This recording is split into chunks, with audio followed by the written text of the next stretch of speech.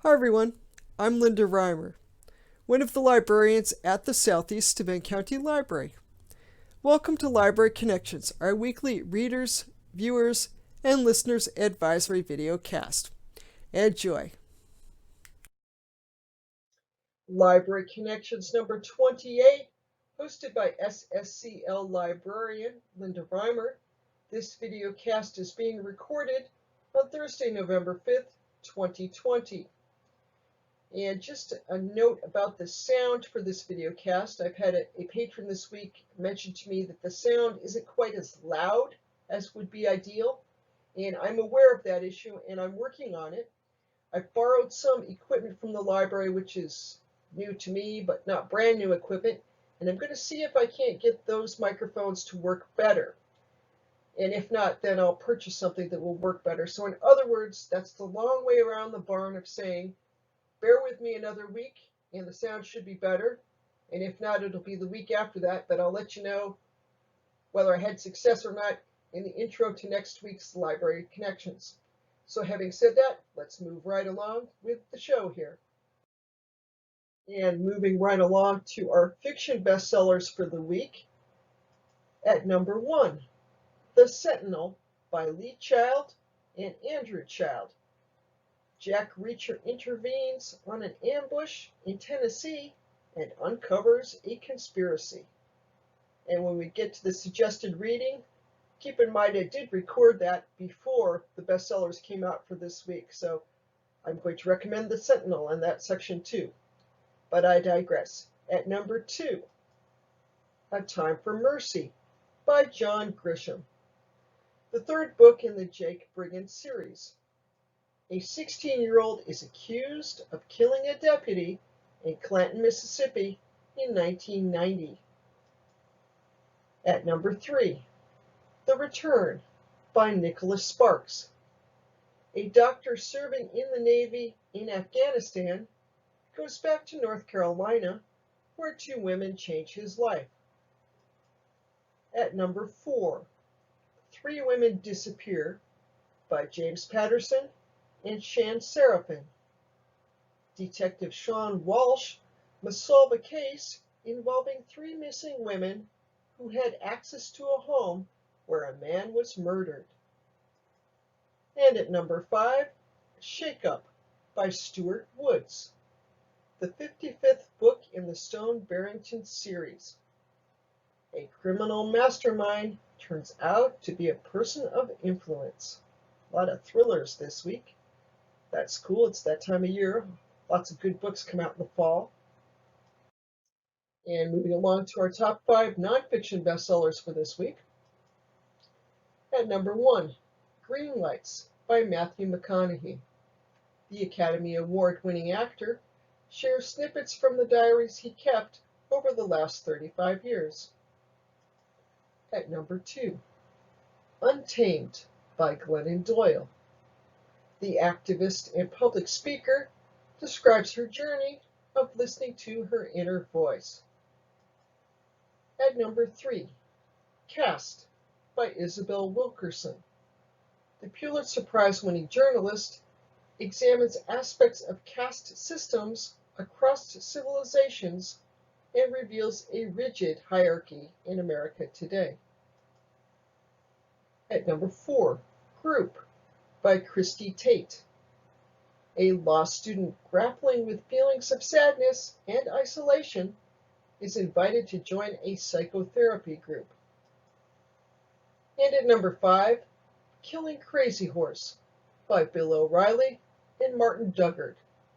The 9th book in the Conservative Commentators Killing series focuses on conflicts with Native Americans. Our first recommended read is called The Sentinel, written by Lee and Andrew Child. Ironically, it took an English author to realize the dramatic possibilities of modernizing the wandering gunfighter of American frontier stories.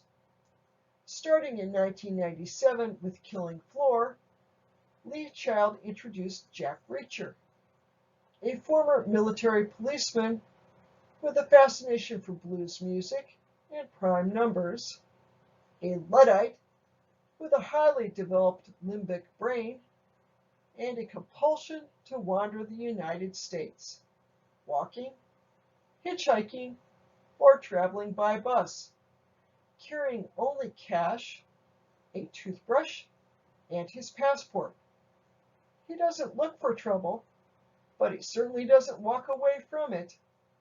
And one more distinctive element, his appearance. He was 6'5", 250 pounds. His hair was a disheveled mess. He was unshaven, and children had been known to run screaming at the sight of him. This time, Reacher arrives in a town near Nashville, where he heads towards one of his favorite destinations, a coffee shop, only to notice that someone is about to be abducted. Reacher being Reacher, he saves the stranger and ends up confronting a conspiracy involving cyber ransom, election sabotage, a Cold War secret, and enough to say that plenty is happening. Much of the Sentinel is humorous, as Reacher patiently teaches bad guys about the flaws in their tactics. And while there's lots of action, the novel also feels like a procedural, as Reacher interviews suspects and delves deeper towards the truth. On occasion, almost subliminal references to Reacher's background, especially his mother's harsh childhood in France during World War II, suggest a motive for his increasing anger towards the people he's hunting. In the last 50 pages, that anger intensifies, with Reacher battling numerous enemies in the many levels of an underground complex, one of the most inventive action sequences in recent memory. Apart from some timely plot elements, this new Reacher novel could have been published earlier. It continues the series without any sense that there's now a co-author. In a year of drastic change, fans will welcome the consistency. And that is the Publisher's Weekly Review. Moving on to our second recommended read of the week. This one is a humorous nonfiction read with a terrific title. It's called A Walk Around the Block, Stoplight Secrets, Mischievous Squirrels, Manhole Mysteries, and Other Stuff You See Every Day and Know Nothing About, written by Spike Carlson. The day no water flowed from his faucets, Minnesota-based carpenter and writer Carlson realized that he knew nothing about all the things that sustain us. This inspired a home-centered, yet wide-roaming investigation, and this lively, funny, surprising, anecdotal, and enlightening chronicle. Carlson crisply illuminates the history and mechanics of our water and power supply systems, streets and sidewalks, and garbage and recycling processing. Nature is honored in his tributes to all the wonders trees bestow upon us, and the remarkable, yet maligned, lives of pigeons and squirrels. Each curious detail about fire hydrants, sewage, front porches, and parking alters the way we see our habitats.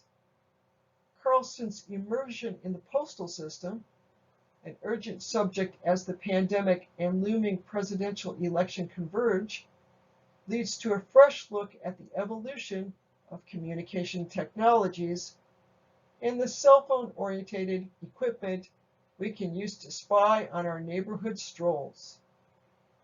Environmental concerns shape his observations and are pinpointed in practical walk-the-walk sections, while he has fun with statistics in hacks and facts lists. He also advocates for walking, noting both physical and mental benefits.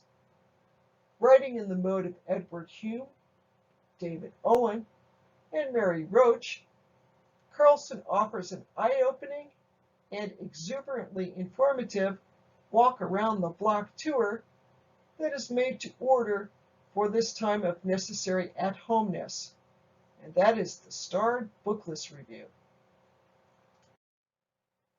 Moving along to our first audiobook recommendation of the week, and this week both audiobook recommendations are light. This one is Lakeshire Park, written by Megan Walker and read by Justine Eyre. It's available as a downloadable audiobook via instant checkout through Hoopla and also as a print book through StarCut. Brighton, England, 1820. Amelia Moore wants only one thing: to secure the future happiness of her younger sister Clara. With their stepfather's looming death, the two sisters will soon be on their own, without family, a home, or a penny to their names. When an invitation arrives to join a house party at Lakeshire Park, Amelia grasps at the chance. If she can encourage a match between Clara and their host, Sir Ronald, then at least her sister will be taken care of. Little does she know that another guest, the arrogant and overconfident Mr. Peter Wood, is after the same goal for his own sister. Amelia and Peter begin a rivalry that Amelia has no choice but to win. But competing against Peter, and eventually playing by his rules, makes Amelia vulnerable to losing the only thing she has left to claim, her heart. Readers will find it easy to invest in practical, business-minded Amelia as she learns to follow her heart. This gentle love story is a treat. Themes of love and trust, paired with rich period details, make this an immersive drama of the lesser nobility. From rounds of parlor games to chaperoned afternoons on the Lakeshire Park estate, Walker effortlessly amplifies the decorum of Regency England with chick wit and delightful characters who will stop at nothing to reach their nuptial goals. In keeping with our light fiction theme for this week, our second audiobook recommendation is called The Night Garden. It's written by Polly Horvath and read by Stephanie Willing. The witty voice of 12-year-old Franny drives this historical adventure set during WW2 in the coastal town of Souk in British Columbia. Adopted through a series of mistakes, aspiring writer Franny lives with a sculptor named Cinna and her husband Old Tom in a grand, rambling house with extensive gardens, including the off-limits Night Garden, which possesses magical properties. And then, of course, the war intrudes on their peace, when a dramatically weeping neighbor, nicknamed Crying Alice, needs someone to care for her children. Cinna takes in the energetic Winifred, Wilfred, and Zebediah, and then adds a supremely untalented and grubby neighbor, Gladys, as a cook. Amid the chaos of the household, Cinna sees UFOs, a hermit makes himself useful, a mystery involving Crying Alice's husband and a spy plane emerges, and the Night Garden reveals its powers of wish fulfillment. While the narrative sometimes gets lost in complicated plot turns, the quirky characters and Franny's dry, humored narration stand out as Horvath invokes classic literary elements of orphans, secret gardens, and found families. And that's definitely on my to-read list as compared to my to-listen list. I have so many Audible to-listens that I haven't gotten to them all recently. Moving on to our first streaming recommendation for this week. This one is really funny. It's the 1980 film Airplane, available through Netflix.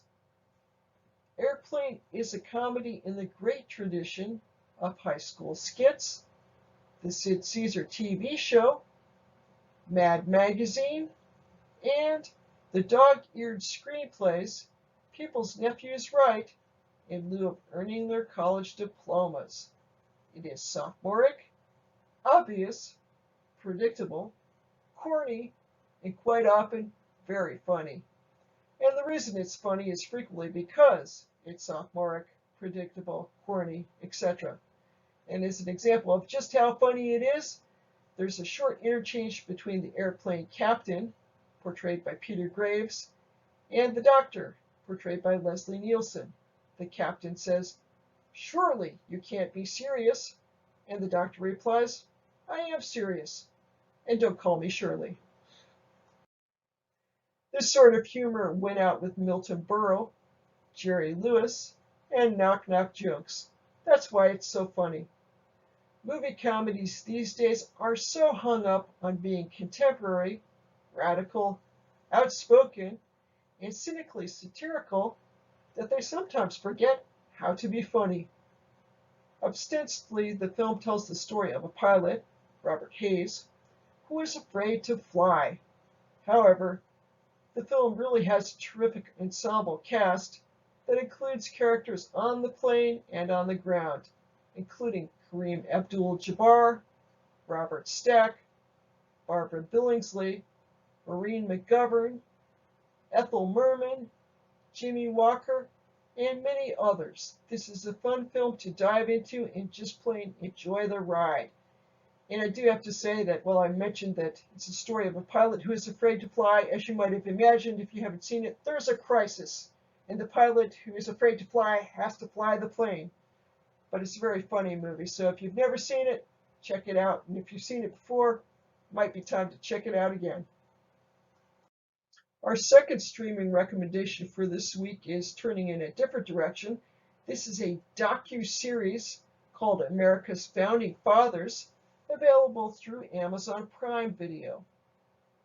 In collaboration with Smithsonian, The Great Courses presents a deep dive into the creation of the U.S. Constitution as it actually happened, using the Founding Fathers as a lens through which to examine the early political history of the United States.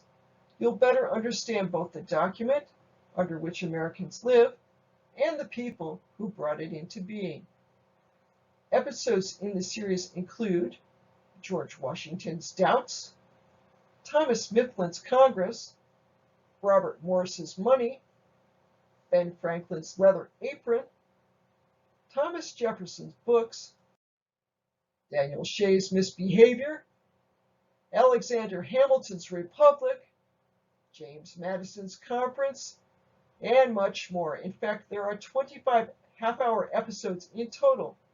So if you'd like to learn more about the founding of our nation and the men behind it, or if you just plain enjoy history, then this is a great series to fit the proverbial bill.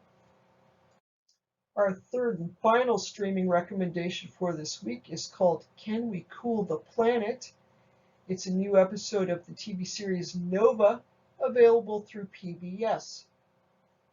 As global temperatures continue to rise, scientists are wondering if we need solutions that go beyond reducing emissions. From sucking carbon straight out of the air, to geoengineering our atmosphere to physically block out sunlight, to planting more than 1 trillion trees, the options may seem futuristic or tough to implement. But as time runs out on conventional solutions to climate change, scientists are asking the hard questions. Can new, sometimes controversial solutions really work? And at what cost? And finally, our Hoopla recommendation for this week is a movie. It's called The Big Easy from 1987. Dennis Quaid and Ellen Barkin star in the romantic thriller The Big Easy, a box office hit that captivated audiences with its saucy blend of New Orleans nightlife, steamy romance, and sultry suspense. When a hood's murder triggers a bloody gangland drug war, Detective Remy McSane is on the scene. He's a smooth-talking cop who fits right in with the easy style of Cajun country. Remy meets his match in Ann Osborne, a no-nonsense assistant district attorney in town to investigate police corruption. At odds from the moment they meet, their electrically charged attraction keeps the sparks flying. Co-starring Ned Beatty as Remy's superior officer, The Big Easy is a tale of crime and seduction set against a city with a mood all its own. That's a fun film, a very immersive one. Moving on to our Odd Duck recommendation of the week. This week I'm going to talk about book bundles that are available from the library. This is something new that we just started doing this summer during the pandemic, and it really is kind of cool. I'm going to assume that you would prefer to do this online, but just know that if you're watching this and you would prefer to call the library and request a book bundle, you can do so. I'll talk a little more about that in just a moment. But assuming that you want to request a book bundle online, you go to the library's website, found at ssclibrary.org. And once you're there, you hover over or tap on the word Services to open the Services menu, and then click or tap on the book bundle request link, and the book bundle request page will display. Here we see the top portion of the book bundle request page, and I wanted to show this because at the bottom of the little photo here you see the library's phone number, 607-936-3713, and the extension 502, which is the reference desk extension. So if you wish to call the reference desk and have staff select book bundle material for you, up to 5 books or items, you can call as well if you prefer that route. So assuming that you would like to do this online, we've got the top portion of the page and then we scroll down. So having scrolled down to the bottom of the page, we have the request forms right here. The one on the left is for kids, the one on the right is for adults, and you just fill this out, and you give us a little hint as to what you like, what genres or authors or books you've enjoyed. If you want an audiobook, you might mention an author or a genre. If you want some DVDs, you might mention your favorite, movie stars. So you fill out the little form and click Submit Your Request at the bottom, and the reference staff will be emailed your request, and then staff will select materials for you and send you an email as soon as your book bundle is available for pickup. And of course, if you call the library and you prefer phone communication, we can call you back. But this is really cool. It's kind of like a Cracker Jacks thing. You don't know what treat you're going to get, but you're going to get a treat in the bottom of the box. In this case, you can have up to 5 treats, 5 books or DVDs or a combination thereof. I think it's also interesting to note, and I'm going to point out, you probably already know this, but we're still doing curbside pickup. And curbside pickup is different at the library's home building as compared to the annex. At our home building, where we are now, if you arrange for curbside pickup, you're going to pull up out in front of the library on the Tioga Avenue side of the building where the parking lot is, next to the book bin, and someone on the library staff will come out to your car with your book bundle. So you actually have really, really curbside pickup now. As you might know, when we were at the annex location, you would have to park your car and get out of your car and go to the cart where the pickup books were to pick up your bundle of books. But now we have truly curbside pickup. So that is the Odd Duck for this week. If you have questions about any of this, please let me know. You can email me. My email address is found later in the video cast, or give the library a call at 607-936-3713. Have questions about this weekly video cast? Let me know. Send an email to me at reimerl@stls.org, and I'll get back to you. Just a reminder, the library has reopened at our home building, located at 300 Civic Center Plaza in Corning, New York. Our current hours are Mondays and Fridays, 9 a.m. to 5 p.m., Tuesdays and Thursdays, 11 a.m. to 7 p.m., and Saturdays from 10 a.m. to 2 p.m. We are closed on Wednesdays, except for students. Check with your school about that. And we're closed to everyone on Sundays. And that is the end of the new Library Connections content for this week. What follows are a few informational tidbits. The tidbits include directions as to how to access the library's website, catalogs, blogs, and social media pages, links to articles used to create this week's video cast, basically references, and the library's contact information. Going clockwise from the top left-hand corner, we see the library's website found at ssclibrary.org. You can find out all about the library, our catalogs, our calendar of events, our databases, and much more by visiting the library's website.